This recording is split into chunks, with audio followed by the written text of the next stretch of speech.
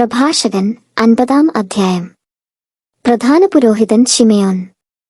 ഓനിയാസിന്റെ പുത്രനും പ്രധാന പുരോഹിതനുമായ ശിമെയോൻ സഹോദരന്മാർക്ക് നേതാവും ജനത്തിന് അഭിമാനവും ആയിരുന്നു. അവൻ ദേവാലയം പുതുക്കിപ്പണിയുകയും കോട്ടകെട്ടി സുരക്ഷിതമാക്കുകയും ചെയ്തു. ദേവാലയത്തെ സംരക്ഷിക്കുന്ന ഉയർന്ന ഇരട്ടമതിലിന് അവൻ അടിസ്ഥാനമിട്ടു. അവന്റെ കാലത്ത് സമുദ്രം പോലെ വിശാലമായ ഒരു ജലസംഭരണി കുഴിച്ചു. ആക്രമണം ചെറുക്കാൻ നഗരത്തിന് കോട്ടകെട്ടി അവൻ ജനത്തെ നാശത്തിൽ നിന്നു രക്ഷിച്ചു. ശ്രീകോവിലിനു പുറത്തുവരുന്ന അവനെ ജനം പൊതിയുമ്പോൾ അവൻ എത്ര മഹത്വപൂർണനാണ്! മേഘങ്ങൾക്കിടയിൽ പ്രഭാതതാരം പോലെ, ഉത്സവവേളയിൽ പൂർണ്ണചന്ദ്രനെപ്പോലെ, അത്യുന്നതന്റെ ആലയത്തിനു മുകളിൽ പ്രശോഭിക്കുന്ന സൂര്യനെപ്പോലെ, തിളങ്ങുന്ന മേഘങ്ങൾക്കിടയിൽ വിളങ്ങുന്ന മഴവില്ലുപോലെ, വസന്തത്തിൽ പനിനീർപ്പൂ പോലെ, നീർച്ചാലിനെരിയ നിൽക്കുന്ന ലില്ലി പോലെ, വേനൽക്കാലത്തു ലബനോനിൽ മുളയ്ക്കുന്ന പച്ചപ്പൊടിപ്പുപോലെ, ധൂപകലശത്തിൽ പുകയുന്ന സുഗന്ധദ്രവ്യം പോലെ, രത്നഖചിതമായ സ്വർണത്തളിക പോലെ, കായ്ച്ചു നിൽക്കുന്ന ഒലിവു പോലെ, മേഘം ഉരുമുന്ന ദേവദാരു പോലെ അവൻ പ്രശോഭിച്ചു. അവൻ മഹിമയേറിയ സ്ഥാനവസ്ത്രമണിഞ്ഞ് സർവാലങ്കാരഭൂഷിതനായി വിശുദ്ധ ബലിപീഠത്തെ സമീപിച്ച് വിശുദ്ധ കൂടാരത്തിന്റെ അങ്കണത്തെ മഹത്വപൂർണമാക്കി. അവൻ ബലിപീഠത്തിലെ അഗ്നിക്കരികെ നിന്ന് പുരോഹിതന്മാരുടെ കയ്യിൽ നിന്ന് ഓഹരികൾ സ്വീകരിച്ചു. പൂമാല പോലെ സഹോദരന്മാർ അവനെ ചുറ്റിനിന്നു.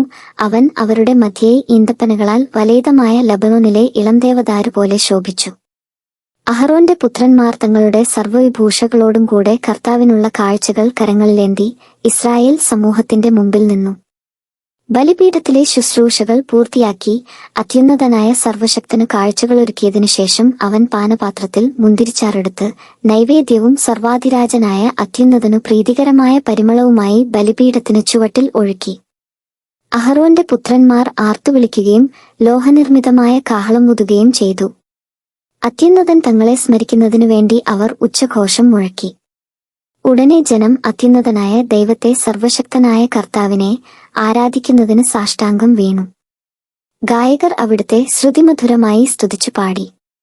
കർത്താവിന്റെ ആരാധനക്രമപ്രകാരം പൂർത്തിയാക്കുന്നതുവരെ ജനം കാരുണ്യവാനും അത്യുന്നതനുമായ കർത്താവിന്റെ മുമ്പിൽ പ്രാർത്ഥിച്ചു. ഇങ്ങനെ അവർ ശുശ്രൂഷ പൂർത്തിയാക്കി.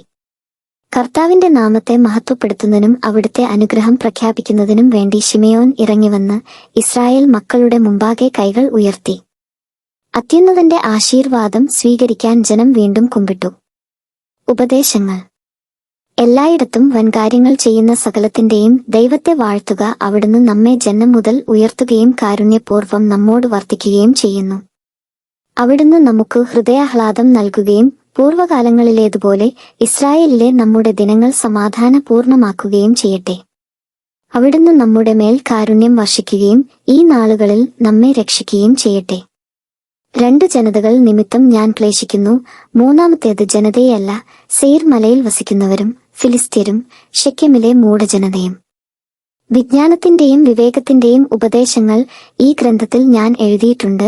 ജെറുസലേമിലെ എലയാസറിന്റെ മകൻ സീറാക്കിന്റെ പുത്രൻ യേശുവായ ഞാൻ ഹൃദയാഘാതത്തിൽ നിന്ന് പുറപ്പെടുവിച്ച ജ്ഞാനമാണ് ഇത്. ഇക്കാര്യങ്ങളെപ്പറ്റി ചിന്തിക്കുന്നവൻ അനുഗ്രഹീതൻ. അവയെ ഹൃദയത്തിൽ പ്രതിഷ്ഠിക്കുന്നവൻ ജ്ഞാനിയാകും. അവ അനുവർത്തിക്കുന്നവൻ എല്ലാറ്റിനും കഴിവുള്ളവനാകും.